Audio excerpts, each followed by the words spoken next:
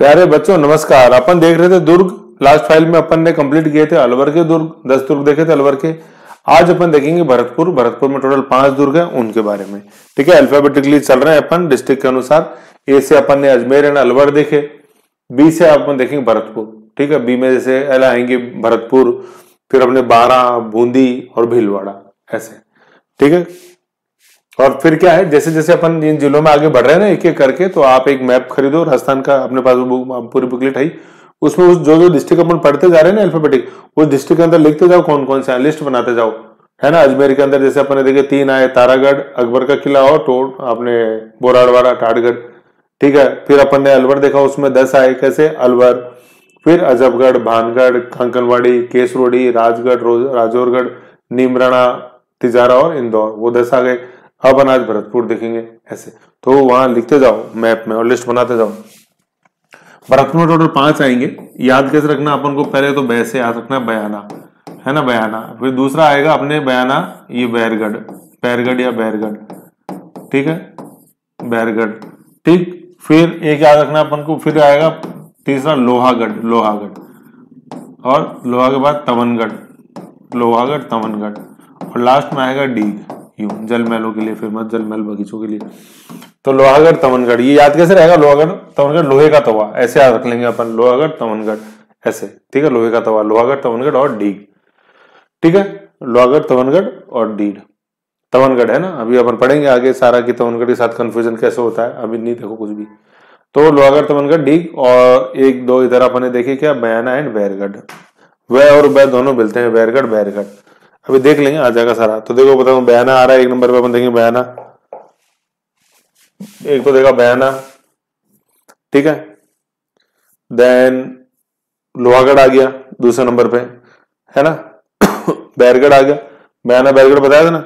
फिर लोहागढ़, लोहागढ़ के बाद ये रहा तवनगढ़, और फिर ये रहा डीग, ऐसे। तवनगढ़ में 5 नंबर डाल लेना ये, ठीक है। ये ऐसे फिर क्वेश्चन आएगा, वो लास्ट में देखेंगे अभी अपन। भरतपुर के अपन इस फाइल के अंदर देखते हैं। ये पेज नंबर है, पेज नंबर है, सॉरी,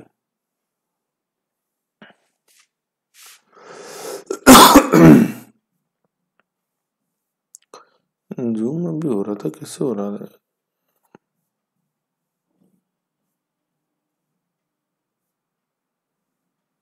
खैर चलो, खूब फीचर्स है तो चलेंगे धीरे धीरे, उसी से पता चलेगा। तो पेज नंबर 10 तक तो ये आ गया, और 11 से है भरतपुर, है ना, यूं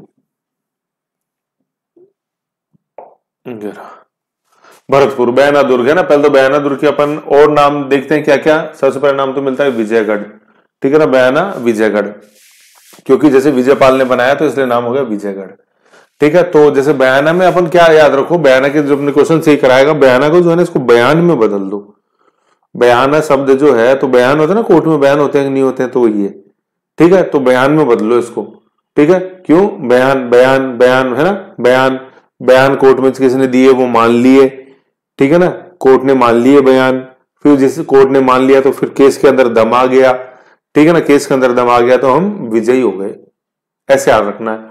तो मान लिया से क्या, ये मानी पार्टी पर है, फिर केस में दम आ गया तो मानी या दमदमा पार्टी, ठीक है ना। फिर विजय हो गए हम केस में, तो विजयपाल आ जाएगा अपने, ऐसे यादव वंशी शासक। तो विजयपाल चूंकि इसका निर्माता था यादव वंश का, इसीलिए इस दुर्ग को अपन विजयगढ़ दुर्ग बोलते हैं। ठीक है, दूसरा इसको बादशाह का दुर्ग बोला है अपने बाबर ने, ठीक है, ऐसे। और शोणित दुर्ग बोला है, और एक बाणासुर दुर्ग बोला है। तो सीक्वेंस यू रख लो, विजयगढ़, ठीक है ना, फिर शोणित दुर्ग है, शोणित दुर्ग, ठीक है, मतलब शोणित बीज हरे जैसे आता है वो, है ना, तो मतलब फलता फूले जो है, फूले फले, ठीक है। तो विजयगढ़, शोणित, देन बादशाह का दुर्ग बाबर ने बोला है, और लास्ट के अंदर अपने बाणासुर दुर्ग, ठीक है, बाणासुर, बैसे बादशाह, बैसे बाणासुर, ठीक है। तो ये 4 नाम हो गए, विजय, शोणित, बादशाह दुर्ग। क्वेश्चन है बादशाह दुर्ग किसने बोला है, बाबर ने बोला है, फिर बाणासुर का किला, ऐसे 4 नाम हो गए। फिर इसका प्राचीन नाम मिलता है, इसका क्या बात है,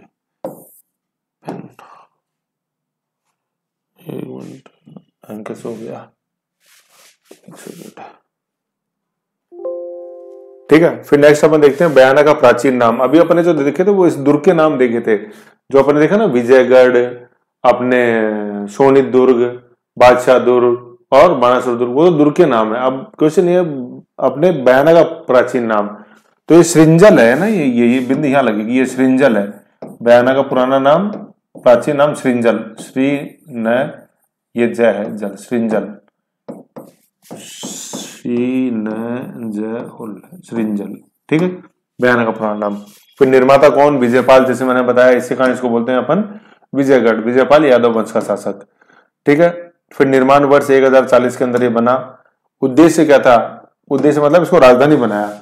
इससे पहले जो अपने पाल देखते हैं यादव वंश को, उसकी उनकी राजधानी थी मथुरा, तो मथुरा से फिर ये बयाना राजधानी लिया है कौन? विजयपाल, दुर्ग बनाकर। कौन सी पहाड़ी पर है? मानी या दमदमा पहाड़ी पर, ठीक है। मानी या दमदमा दोनों ही नाम मिलते हैं, है ना। मानी तो पूरी एक मेन सीरीज है, उसकी एक छोटी पहाड़ी, उसका नाम दमदमा। तो बयान से क्या हुआ? बयाना, बयान है ना, बयानों को बयान पढ़ना है पहली चीज। बयान को कोर्ट ने मान लिया तो केस में दम आ गया और फिर विजय हो गई। तो यहां तक याद रखो। तो केस बयान मान लिया से मानी पड़ी, केस के अंदर दम आ गया, दमदमा, और विजय हो गई, विजयपाल हो गया। अब विजय किनकी हुई ये भी खास है।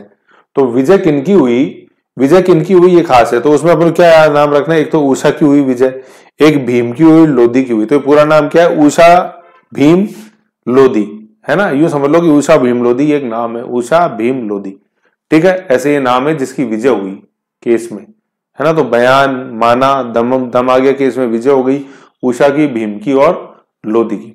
ऐसा इसलिए है, जैसे मैं बता रहा हूं, अभी दुर्ग के अंदर स्मारक पढ़ेंगे अपन, तो उसमें आएगा उषा मंदिर, जो कि उषा सेन अपने उषा मंदिर, और जो कि उषा मस्जिद भी है बयाना दुर्ग के अंदर। अपन ने मंदिरों में पढ़ा था उषा मंदिर भरतपुर बयाना दुर्ग में, ठीक है। तो उस मंदिर को ही मस्जिद में कन्वर्ट करा दिया गया था इल्तुतमिश के द्वारा। तो उषा मंदिर, है ना। तो उषा मंदिर देखते हैं अपन कौन? उषा मंदिर सबसे पहले विजय किन की? उषा की। तो उषा मंदिर, तो उषा मंदिर ये निर्माण किसने करवाया? चित्रलेखा सॉरी। उषा मंदिर का निर्माण 10वीं शताब्दी में हुआ। निर्माण किसने कराया? चित्रलेखा ने। चित्र बनाया लेख के रूप में चित्रलेखा ने। और ये चित्रलेखा कौन थी? प्रतिहार राजा लक्ष्मण सेन की रानी थी। तो राम लक्ष्मण का चित्र बनाया है ना चित्रलेखा ने। और लक्ष्मण सेन, गुजर प्रतिहार जो अपन पढ़ते हैं, ठीक है, उनके अंदर राजा हुआ लक्ष्मण सेन, उसकी रानी थी चित्रलेखा, जिसने की इस मंदिर के अंदर क्या बनवाया? अपने वेरी गुड उषा मंदिर, ठीक है, मंदिर बनवाया उसने। फिर इल्तुतमिश जब दिल्ली सल्तनत का अधिकार हो गया इस एरिया के ऊपर, ठीक है, तो इल्तुतमिश ने इस मंदिर को कन्वर्ट कर दिया मस्जिद में। तो अपन उषा मस्जिद भी पढ़ते हैं नाम। तो क्वेश्चन है उषा मस्जिद निम्न में से किस दुर्ग में स्थित है? तो बयाना दुर्ग में स्थित है। किसने निर्माण कराया? चित्रलेखा ने। चित्रलेखा कौन? गुजर प्रतिहार लक्ष्मण सेन की रानी, ठीक है ना। फिर दूसरा इसमें अपन पढ़ते हैं विजय स्तंभ, ठीक है ना। ये विजय स्तंभ बहुत इंपॉर्टेंट है, क्योंकि ये राजस्थान का प्रथम विजय स्तंभ है। ये जो अपन चित्तौड़गढ़ वाला देखते हैं और देखते हैं, वो तो बहुत बाद के बने हुए हैं। करीबन चित्तौड़गढ़ वाले में इसमें करीबन ज्यादा भी नहीं तो 1000 साल का फर्क है। तो राजस्थान का प्राचीनतम विजय स्तंभ जो है वो बयाना दुर्ग में स्थित है। और बयाना दुर्ग वाले विजय स्तंभ का निर्माण किसने कराया था? समुद्रगुप्त ने। गुप्त शासक जो हुआ है समुद्रगुप्त, जिसको अपन भारत का नेपोलियन बोलते हैं, Napoleon of India. Vincent Smith ने कहा उनको नेपोलियन ऑफ इंडिया, भारत का नेपोलियन कौन? समुद्रगुप्त, ठीक है। उसने इस दुर्ग के अंदर ये विजय स्तंभ का निर्माण करवाया था, जो राजस्थान का प्राचीनतम विजय स्तंभ है। समुद्रगुप्त है ना, गुप्त शासक समुद्रगुप्त, इसको भारत का नेपोलियन बोलते हैं। समुद्रगुप्त को नेपोलियन ऑफ इंडिया, भारत का नेपोलियन लिख लेना। इंडियन हिस्ट्री जो पढ़ी अपन ने, उसमें अपन ने देखा है भारत का नेपोलियन, ठीक है। फिर ये प्रथम क्या है? राजस्थान का प्रथम विजय स्तंभ है, विजय स्तंभ या कीर्ति स्तंभ, ठीक है। चित्तौड़गढ़ दुर्ग वाला जो वो तो बहुत बाद में बना हुआ है, 1000 साल बाद में बना हुआ है, 1440 का है वो तो। और ये समुद्रगुप्त देख लो 5वीं शताब्दी का है, ऐसे है ना। तो 900-1000 साल के बाद है विजय स्तंभ चित्तौड़गढ़ वाला। तो उषा मंदिर है, विजय स्तंभ है, और फिर भीमलाट है, भीमलाट के अपन अन्य नाम भीमलाट, सॉरी, फिर अन्य नाम क्या मिलता है इसका? भीमलाट तो ये है, ये काट दो बिंदु, अन्य नाम में बिंदु से एक ही है कि राजस्थान की कुतुब मीनार इसको बोलते हैं अपन, भीमलाट को। फोटो दिखाऊंगा मैं आपको। लाट, तो लाट का मतलब क्या होता है? एक जैसे अपन बिजली का खंभा आप देखते हो ना, जैसे बिजली का खंभा जो सीमेंट का होता है अपना, उस तरह से लाट होती है, ठीक है ना। तो पत्थर का एक जो खंभा उसको अपन लाट बोलते हैं। तो चूंकि इसकी ऊंचाई है थोड़ी, तो इसलिए इसको राजस्थान की कुतुब मीनार बोला जाता है।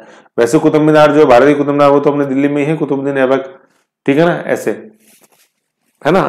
तो हाँ, हमारा कुतुबुद्दीन ऐबक के नाम पे हंसी यूं आ रही है, जैसे क्वेश्चन ये पूछा था भारत में कुतुब मीनार है ना दिल्ली में जो है, वो किसने बनाई, ठीक है। तो उसमें ऑप्शन में रहते हैं कुतुबुद्दीन, इल्तुतमिश, फिर बलबन जोड़ लो, अलाउद्दीन खिलजी जोड़ लो, तो किसने बनाई? तो 99.99 स्टूडेंट आंसर देता है कुतुबुद्दीन ऐबक। वो आंसर नहीं है उसका आंसर है इल्तुतमिश, है ना। तो अपन आगे देखेंगे उसमें ऐसा ऐसा क्यों है ना, समय आएगा मैं बताऊंगा। तो उसमें ऐसा यूं है कि टोटल 5 मंजिलें हैं। तो शुरू में जब 4 मंजिलें बनी थी ना, तो कुतुबुद्दीन ऐबक ने तो एक ही बनाई थी, बाकी 4 मंजिलें जैसे अपन देखते हैं वो इल्तुतमिश ने बनाई हुई है। 5 मंजिलें हैं टोटल, तो पहली मंजिल कुतुबुद्दीन ऐबक में बनाई और बाकी 4 इल्तुतमिश ने बनाई है। और आप बताओ मेरे को, कुतुबुद्दीन ऐबक सॉरी कुतुब मीनार का निर्माता कौन है, कुतुबुद्दीन ऐबक या इल्तुतमिश, ऐसे है ना। तो निर्माता अगर पूछे तो इल्तुतमिश निर्माता, क्यों, क्योंकि टोटल 5 में 4 उसने बनवाई हुई, तो ऑब्वियसली बात आप खुद बताओ ना इल्तुतमिश क्यों है उसका आंसर, क्योंकि 5 में 4 मीनार मंजिलें उसने बनवाई है इसलिए वो, है ना। कुतुब मीनार 5 मंजिला इमारत है, 1 2 3 4 की सर हमें तो एक दिखाई देती है। तो अभी आपने मेरे से पढ़ी नहीं है अभी इंडियन आर्किटेक्चर, जिन्होंने पढ़ी है उन्होंने देखा है, मैंने तो दिखाया, देखो ये 1 जॉइंट 2 जॉइंट 3 जॉइंट, जो हनीकॉम्ब स्ट्रक्चर है, मधुमुखनामा स्ट्रक्चर है, ऐसे, है ना। तो 5 मंजिला इमारत है, 5 में से सबसे निचली वाली जो है वो कुतुबुद्दीन ने बनाई है, फिर दूसरी तीसरी चौथी पांचवी वो इल्तुतमिश की बनाई हुई है, ऐसे। तो अब मुझे बताओ कुतुब मीनार का निर्माता कौन, इल्तुतमिश।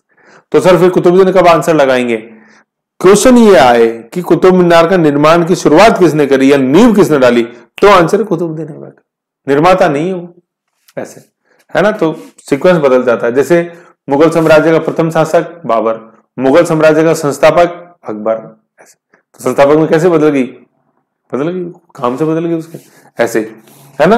तो भारत का जो कुतुब मीनार है वो अपने दिल्ली के अंदर है, जिसका निर्माता इल्तुतमिश है। वेरी गुड, थोड़ा सा मतलब यूं बेचैनी सी होती है सर, अजीब सा फैक्ट जब हमको निकलना पड़ता है तो होगी बेचैनी। अभी तो अपना सफर चालू ही है, धीरे धीरे बेचैनी होती रहेगी, लेकिन वो बेचैनी आपके स्वास्थ्य के लिए अच्छी है, ठीक है। यूं तो राजस्थान की जो भारत की जो कुतुब मीनार वो तो आपने देख लिया, निर्माता इल्तुतमिश। और राजस्थान की जो अपन कुतुब मीनार देखते हैं वो क्या, भीमलाट, वो कहाँ स्थित है, वो बयाना दुर्ग में स्थित है। उसका निर्माता कौन है, उसका निर्माता विष्णुवर्धन है, जो कौन था, जो समुद्रगुप्त का सेनापति था इस एरिया के अंदर, ठीक है, ऐसे। तो भीमलाट जो है, भीमलाट की राजस्थान का कुतुब मीनार बोलते हैं, निर्माता कौन है, विष्णुवर्धन।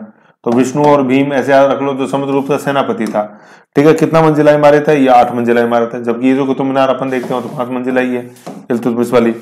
पत्थर, लाल पत्थर, ऐसे, ठीक है। फिर इसके अंदर एक स्ट्रक्चर और है जिसको अपन लोधी मीनार बोलते हैं, जो अकबर की छतरी के रूप में जानी जाती है।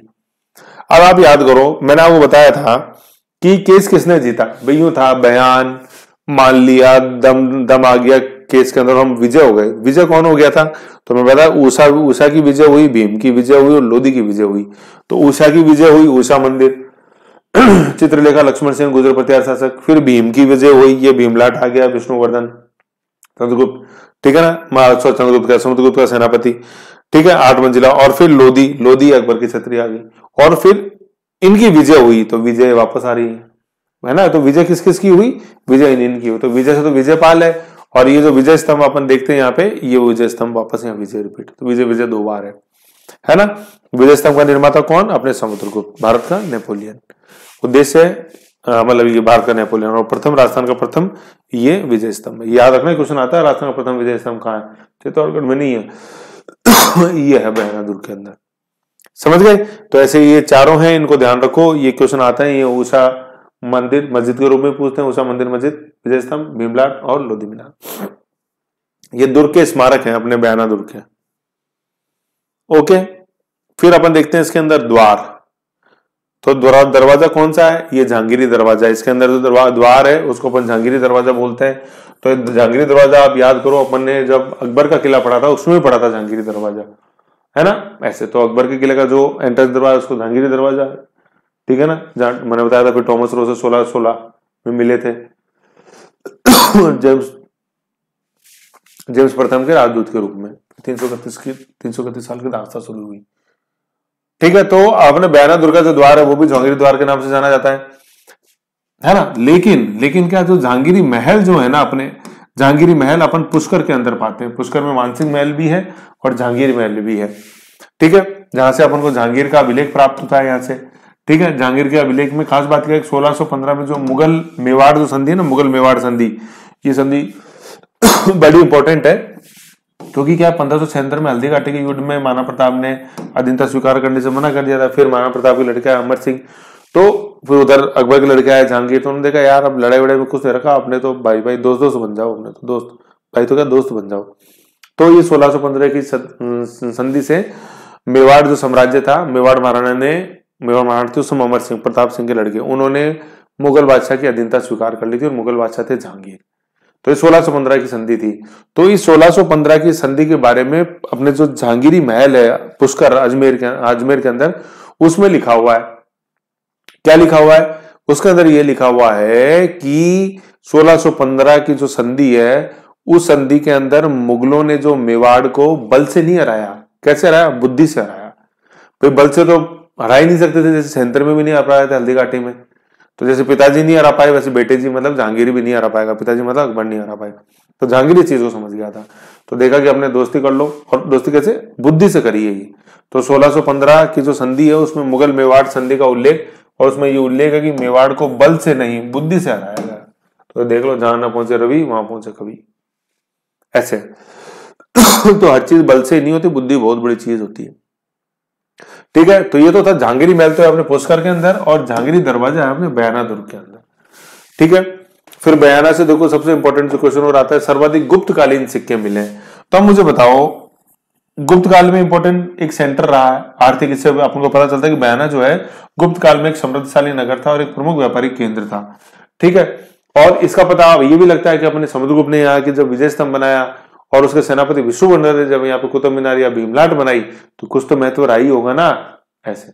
तो गुप्त काल में एक इंपॉर्टेंट व्यापारिक समृद्धशाली केंद्र था, और यहाँ से फिर प्रमाण कैसे मिलते हैं? सर्वाधिक सिक्के मिले गुप्त काल के, और किस गुप्त काल में किस शासक के मिले? कुमार गुप्त के, है ना। अपन यूं पढ़ते हैं चंद्रगुप्त, मतलब समुद्रगुप्त, चंद्रगुप्त, ऐसे, मतलब गुप्त कालीन फिर शासक आता है स्कंदगुप्त और फिर कुमार गुप्त, ऐसे। मतलब चंद्रगुप्त, समुद्रगुप्त, फिर अपने आता है स्कंदगुप्त, फिर कुमार गुप्त, ये है ऐसे। ठीक है, ये चीज है कुमार गुप्त, एक अपने इतिहास में पढ़ा है वो।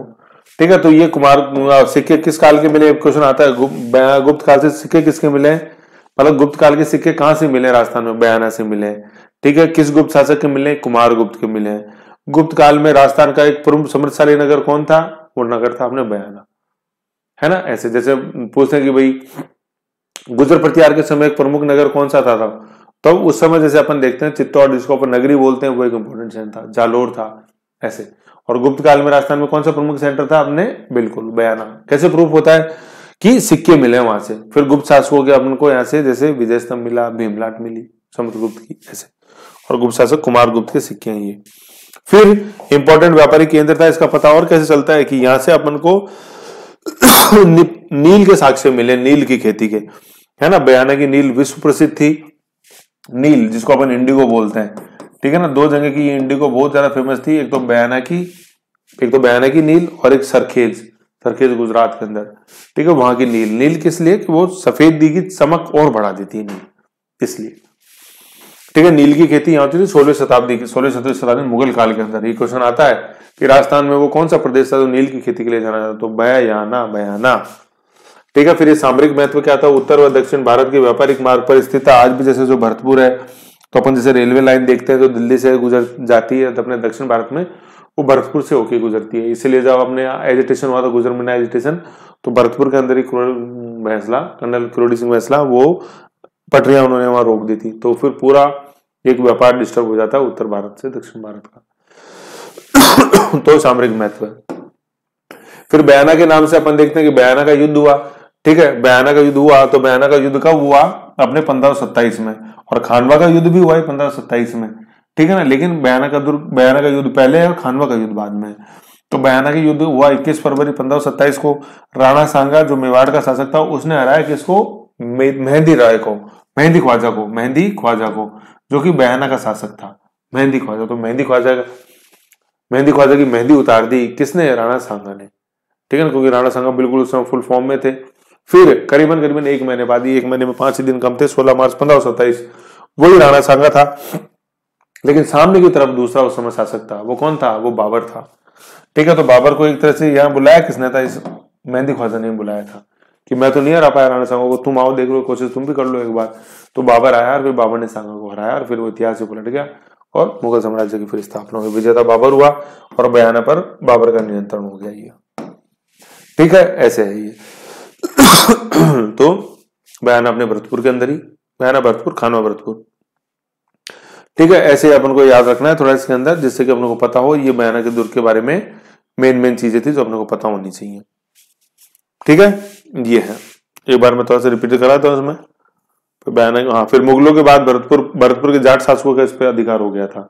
जाट शासक में सबसे इंपॉर्टेंट आते हैं महाराजा सूरजमल, जिन्होंने भरतपुर पर अधिकार किया, मतलब इस बयाना दुर्ग के ऊपर, सॉरी, भरतपुर के जाट शासकों का अधिकार हो गया। भरतपुर पे जैसे जाट शासक आ गए थे, अपन पढ़ते महाराजा सूरजमल, महाराजा बलद सिंह, ऐसे उनका अधिकार हो गया। ठीक है, ये है। तो बयाना का दुर्ग एक प्राचीनतम दुर्ग है अपने भरतपुर का, इसलिए। फिर तो जैसे जाट साम्राज्य जब स्थापना हो जाएगा तो वो अपन लोहागढ़ दुर्ग पढ़ेंगे, महाराजा सूरजमल जी द्वारा जो बनाया गया। ठीक है, तो बयाना दुर्ग में अपने क्या क्या नाम देख लिए, विजयगढ़, सोनी दुर्ग, फिर अपने बादशाह का दुर्ग और बाणासुर दुर्ग। बयाना का प्राचीन नाम श्रृंजल। ठीक है, लो मैं से बता दूं, बयाना का प्राचीन नाम श्रृंजल, निर्माता से विजयपाल यादव वंश का। ठीक है, निर्माण वर्ष 1040 उद्देश्य क्या था, मथुरा से यहाँ राजधानी ट्रांसफर कर दी इन्होंने, बयाना। पहाड़ी कौन सी है, मानी पहाड़ी या दमदमा, तो बयान को मान लिया तो दम आ गया केसमर। फिर विजय हुई, विजय किस किस की हुई, दुर्ग में स्मारक, उषा मंदिर है सबसे पहले, उषा मंदिर या उषा मस्जिद, उषा मंदिर बनाई चित्रलेखा ने, जो कि गुजर प्रतिहार राजा लक्ष्मण सेन की रानी थी। फिर मंदिर को मस्जिद में कन्वर्ट कर दिया इल्तुतमिश ने, है ना, मतलब दिल्ली वंश में जो गुलाम वंश हुआ है उसका दूसरा शासक कुतुबुद्दीन ऐबक, फिर इल्तुतमिश। तुर्कानी चहलगानी का गठन भी किया था इल्तुतमिश ने, और कुतुब मीनार का निर्माता, वो भारत वाले कुतुब मीनार का निर्माता। विजय स्तंभ देखते हैं, समुद्रगुप्त ने निर्माण कराया, और ये राजस्थान का प्राचीनतम विजय स्तंभ है। भीमलाट जो अपन देखते हैं उसका निर्माता विष्णुवर्धन, अपने समुद्रगुप्त, गुप्त शासक समुद्रगुप्त का सेनापति। और इस भीमलाट को अपन राजस्थान की कुतुब मीनार बोलते हैं, जो कि 8 मंजिला इमारत है। ठीक है ना, अन्य नाम भीमलाट का नाम राजस्थानी कुतुब मीनार। निर्माता अपने भीमलाट निर्माता विष्णुवर्धन हो गया, है ना, देखो निर्माता विष्णुवर्धन। मंजिला 8 मंजिल है, पत्थर लाल पत्थर है। फिर लोधी मीनार देखते हैं अपन, लोधी मीनार को अकबर की छतरी भी बोला जाता है। द्वार जो है वो जहांगीर द्वार है, लेकिन जहांगीर महल जो है वो अजमेर पुष्कर में अंदर है, जहांगीरी महल, जहां पे ये उल्लेख है कि जो मुगलों और मेवाड़ के बीच में 1615 की संधि हुई, उसमें मेवाड़ को, मतलब मुगलों ने मेवाड़ को बल से नहीं बुद्धि से हराया। ठीक है, फिर सिक्के यहां से सर्वाधिक गुप्तकालीन सिक्के मिले हैं, तो ये बताते हैं कि एक समृद्धशाली नगर ये था। और गुप्त काल में किस गुप्त शासक के मिले, कुमार गुप्त के मिले। खेती किसकी होती थी यहाँ सबसे ज्यादा, नील की खेती होती थी। सामरिक महल भी था, उत्तर दक्षिण व्यापारिक मार्ग पर स्थित था। बयाना का युद्ध हुआ अपना, देखा अपन ने 21 फरवरी 1527, मेवाड़ के शासक महाराणा सांगा और सामने था मेहंदी ख्वाजा बयाना का शासक। विजय कौन हुआ, महाराणा सांगा। ठीक है, फिर बयाना के युद्ध के बाद करीबन 1 महीने बाद, मतलब 1 महीने से 5 दिन कम, 16 मार्च 1527 को युद्ध हुआ मेवाड़ के साथ राणा सांगा, और उधर सामने बाबर, मुगल बादशाह बाबर। विजय हुई बाबर की। ठीक है ना, और बाबर को आमंत्रित किसने किया था यहाँ बयाना के अंदर, क्या हराओ राणा सांगा को, मेहंदी ख्वाजा ने, जिसको कि बयाना के युद्ध के अंदर हरा दिया था। किसने, मेवाड़ के महाराणा सांगा ने। ठीक है, ये था। और फिर बाद में अपन देखते हैं कि मुगलों के पतन के बाद फिर 17वीं शताब्दी में इस पर अधिकार हो जाता है जाट साम्राज्य का, मतलब जाट महाराजा सूरजमल का। ठीक है ना, ये इसके अंदर मेन था, अपन ने जो रिवीजन किया। ओके, समझे।